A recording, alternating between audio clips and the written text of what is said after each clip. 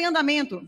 Eu vou continuar exercendo aqui meu mandato, ainda agora com mais firmeza, com mais vigor, na defesa dos nossos princípios, valores e na defesa dos conservadores deste país aqui na Câmara de Deputados. Obrigada. No final de semana, nós tivemos notícias muito importantes no que diz respeito à luta contra a extrema-direita e contra os golpistas no Brasil.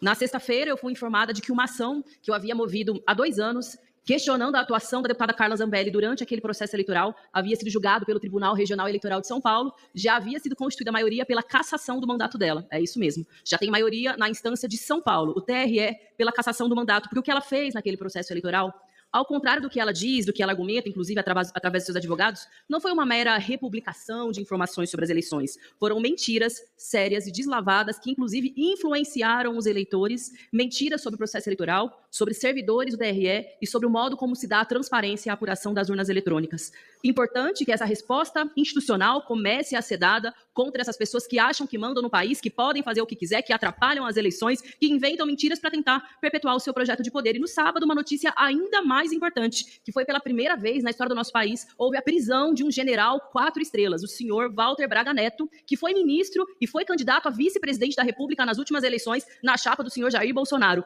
preso pelo seu envolvimento com o golpismo, pela tentativa de sequestro e de assassinato de Lula, de Geraldo Alckmin e do ministro Alexandre de Moraes, e uma prisão preventiva por intervir no processo, pela sua liberdade, significar um risco, inclusive, para a investigação, à medida que tentou interferir numa das principais testemunhas, que andou delatando, inclusive, o senhor Mauro Cid, e também junto ao seu pai. Muito importante essa prisão, que deve ser marcada, deve ser comemorada. Mais cedo eu estava ouvindo na TV Câmara alguns dos seus defensores irem à tribuna alegando uma suposta injustiça, uma suposta perseguição, pois acostumem-se com o novo normal do nosso país, porque nós vamos até o fim, até as últimas consequências, para que ele, todos os demais militares, sejam eles generais, sejam eles da patente que foram, sejam eles civis ou parlamentares, todos os golpistas que tiverem envolvimento direto nessas ações contra as liberdades democráticas do nosso país, começam a pagar pelos seus crimes. Algo que é fundamental num país que, inclusive, no processo de redemocratização, fez a lei da anistia, que, infelizmente,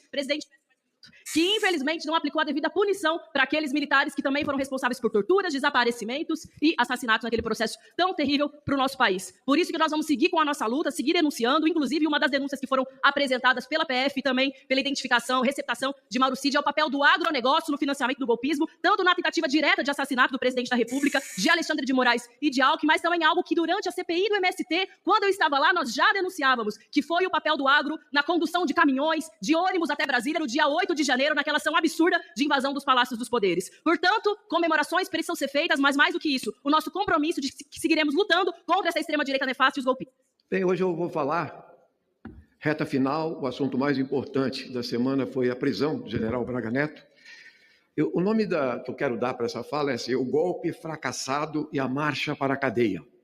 E eu quero fazer uma homenagem ao deputado Luiz Lima, porque eu vi a sua fala. Vossa Excelência falou, não teve golpe, logo não tem processo.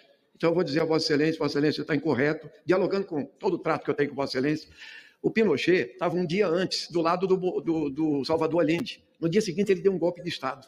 Não teve como explicar. Eles bombardearam, mataram, assassinaram. O Videla fez a mesma coisa na Argentina. Em todos os países, o golpe de Estado, quando ele vence em 64, quando o general Mourão desceu de Juiz de Fora para cá, ele já veio para dar o golpe. Dessa tribuna, o Tancredo Neves gritou, canalhas, quando o Auro Morandrade falou, sabe o quê? O presidente saiu do país, era mentira. O João Goulart estava no país. Golpe de Estado é crime contra o Estado de Direito, é o maior crime da nação contra a democracia brasileira. E eu vou dizer mais. O Bolsonaro, ele é um golpista nato. Ele queria golpe de Estado sempre. Ele achou que no Fernando Henrique tinha que ter golpe, 30 mil mortos. E o Fernando Henrique também, matava o Fernando Henrique. Era assim que ele fosse. Ele sempre funcionou assim, Luizinho. Então, não tem como. Mas eu quero falar do general Braga Neto. A prisão de um general de 4 estrelas virou uma chave. Não vai ter anistia, não vai ter passada de pano aqui. E a sociedade brasileira, a justiça brasileira, a PGR já tem um rumo. A Polícia Federal tem provas absolutamente consistentes sobre todos os aspectos. E o que vai acontecer aqui é que golpistas criminosos ponham uma barba de molho, porque não vai ter pouca prisão, vai ter muita prisão. E dentro da democracia, dentro da lei dentro do Estado de Direito e dentro do direito de defesa. Então, quem tramou para voltar uma ditadura sanguinária, quem tramou para voltar a tortura como política de Estado, merece pena grande. Eu vi que o general Braga Neto, com todas as acusações que ele tem, pode chegar a 40 anos de prisão. E eu acho que o Bolsonaro não terá menos de 50 anos de prisão, porque ele é o chefe de tudo isso.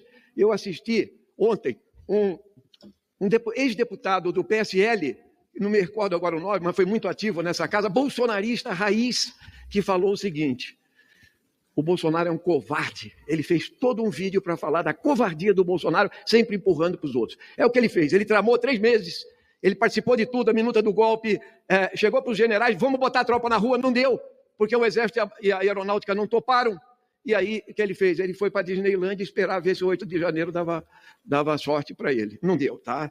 Então, eu quero dizer o seguinte: o general Mário Fernandes, general Heleno, Paulo César, almirante Gadier e dezenas de coronéis e altas patentes compartilharam disso tudo. É preciso fazer uma depuração enorme nas Forças Armadas brasileiras. Tem muito golpista, mais do que isso. E tem que acabar com essa ideia de tutela militar, de artigo 142, limpar os currículos de agulhas negras e tirar os militares da política. Se quiser, sai da farda, entende? Mais do que isso, eu acho que o golpe mostrou uma lista de pessoas que ele foi planejado no começo, no início do governo, no meio e no fim. O Bolsonaro nunca pensou em sair do poder. Nunca. Então, eu quero dizer o seguinte: o coronel Cid, que é um kid preto, ou seja, as forças especiais, é o maior manancial de informações, e ele vivia do lado, o tempo todo, do presidente da República. Então, o que a gente pode dizer? É que também teve apoio civil. E eu quero falar um pouco disso também, do apoio civil. Ou seja, daqueles, não só os que praticaram o vandalismo na Praça dos Três Poderes, os kids pretos já estavam lá, mas aqueles que financiaram. E agora apareceu. O general Braga Neto, que foi tão ungido aqui, o general Braga Neto chamou os outros generais de cagões, inclusive o chefe do Exército. Olha a hierarquia dele. Mais do que isso, generais melancias, e que ia torrar eles e a família deles nas redes sociais. Nas redes sociais, vejam, a maioria do alto comando foi contra o golpe e o golpe fracassou e não tem possibilidade de golpe agora. Vocês perderam. Então vai ser o judiciário que vai resolver. E mais do que isso, agora veio que o Braga Neto entregou uma caixa de vinho para os kid pretos patrocinarem, sabe o quê? A reta final. Dia 15 de dezembro, assassinar Lula, Alckmin e Alexandre de Moraes. E a sacola de vinho tinha dinheiro que veio do agronegócio. Agora eu estou vendo que a Frente Parlamentar Agropecuária quer uma punição severa para essas ovelhas negras do agronegócio. Eu nunca vi a FFA falar, entende? Quando trancaram as rodovias com caminhões do agro, não era só do agro, é verdade, entende? Quando eles trancaram as rodovias, quando eles estavam ali na porta dos quartéis, quando eles financiaram todo aquele acampamento, quando eles mandaram esse dinheiro aqui agora, nunca vi ninguém falar nada. É interessante que isso seja investigado e aprofundado. E mais do que isso, eu entendo o seguinte: financiar o assassinato da presidência da República, do presidente, do vice e tal, é o quê? Existe crime maior do que esse? Claro que não. Não tem essa de Supremo Tribunal Federal. Vocês querem uma Corte Suprema Americana, onde tem 6-3 lá para o Trump? Não tem. Aqui no Brasil não está. Aqui é 9-2. Então está fora. Mas não é só por isso. É que as provas são consistentes. Ninguém fala da PGR aqui, já repararam? Só a gente. A PGR que vai mandar a denúncia. É a Polícia Federal que investiga. E é por isso que nós estamos aqui hoje, para dizer o seguinte: pode-se produzir o festival de fake news, pode-se criar qualquer cortina de fumaça na sociedade, mentir à vontade, como o bolsonarismo mente nas redes, criar suas bolhas. Não vai resolver o problema. E alguém falou: o que vocês querem? Prender o Bolsonaro? Não, não é o que nós queremos, é que ele precisa ser preso mesmo. Ele é o chefe, ele é o conspirador, ele é o maior criminoso, genocida. Biltre, não, o Bolsonaro, ele é terrorista, ele queria botar bomba nos quartéis e vocês sabem disso.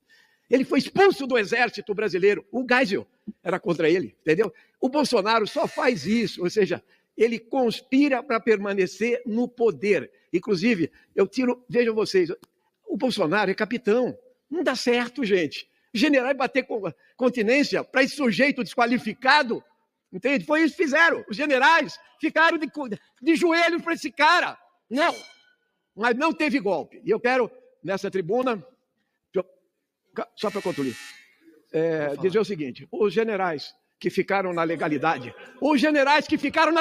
que não são golpistas, esses que não são democratas e socialistas, mas eles cumpriram a lei, entende? Eu saúdo e acho que não tem mais espaço para isso.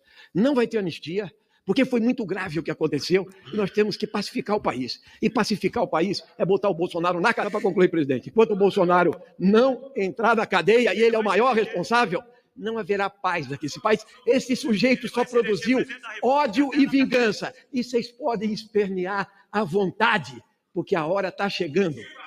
Tic-tac para vocês. Está chegando a hora, e vão ser muitos, não vai ser só o Bolsonaro, não, muitos militares e muitos civis. Bolsonaro... Presidente, deputadas e principalmente aqueles e aquelas que assistem à sessão nesse momento. Denúncia gravíssima publicada por Breno Pires na revista Piauí em relação aos escândalos das emendas parlamentares. Mais uma vez, ofício assinado, encaminhado ao governo, articulado pelo presidente da Câmara, deputado Arthur Lira, que modificou a decisão das comissões temáticas da Câmara em relação às emendas, descumprindo a decisão do STF do ministro Flávio Dino. Vamos aos fatos. Abre aspas, está nesse ofício, assinado por um conjunto de líderes. Por meio deste, ratificamos as indicações que foram previamente encaminhadas aos ministérios pelas comissões dessa casa. É uma informação falsa. Não houve só ratificação. Houve inclusão de indicação de 96 milhões e novas indicações de 180 milhões de reais. Indicações essas, diz a matéria, que são abertamente ilegais, pois não poderiam ter sido feitas sem a aprovação das comissões. Presidente, eu ainda estou presidente, sendo redundante, da Comissão de Legislação Participativa. Sobre a Comissão de Legislação Participativa, sabe o que foi feito em relação a esse ofício? Excluídas as emendas indicadas pela comunidade, através das associações, movimentos que fizeram esse encaminhamento da Comissão de Legislação Participativa. Por que será? Será que é pela perseguição do presidente da Câmara, Arthur Lira, a minha pessoa e a minha atuação política? Só que se não bastasse isso, quais adições foram feitas, deputado Chico Alencar? Olha que surpresa. As adições feitas foram exatamente aquelas voltadas para Alagoas, atendendo ao projeto político do presidente da Câmara. Senhor presidente, querem ver quais foram? Diz a matéria. Nesse golpe, as digitais do presidente da Câmara aparecem não apenas na suspensão das comissões nessa semana, como também no destino dos recursos. Dos 4,2 bilhões de reais em emendas de comissão, mais de 11% são endereçados para Alagoas, o estado mais beneficiado. E nas novas indicações ilegais, a palavra ilegais está sendo utilizada por mim, que nunca passaram pelas comissões, o estado de Alagoas também é o líder. De um total de 180 milhões de reais, 73 milhões irão para Alagoas. Isso é um escândalo. Repito, isso é um escândalo. Tem uma decisão, deputada Sâmia, do Supremo Tribunal Federal, dizendo que emendas de comissão têm que ser ratificadas, votadas, indicadas pela comissão com origem e destino. E aí, nesse ofício encaminhado ao governo federal, articulado pelo presidente da Câmara, ele coloca outras indicações não aprovadas pelas comissões para beneficiar o seu projeto político em Alagoas. Até quando? Até quando nós vamos aguentar esse tipo de procedimento? Como presidente da Comissão de Legislação Participativa, não me resta outra alternativa a não ser procurar legalmente que essa medida seja desfeita.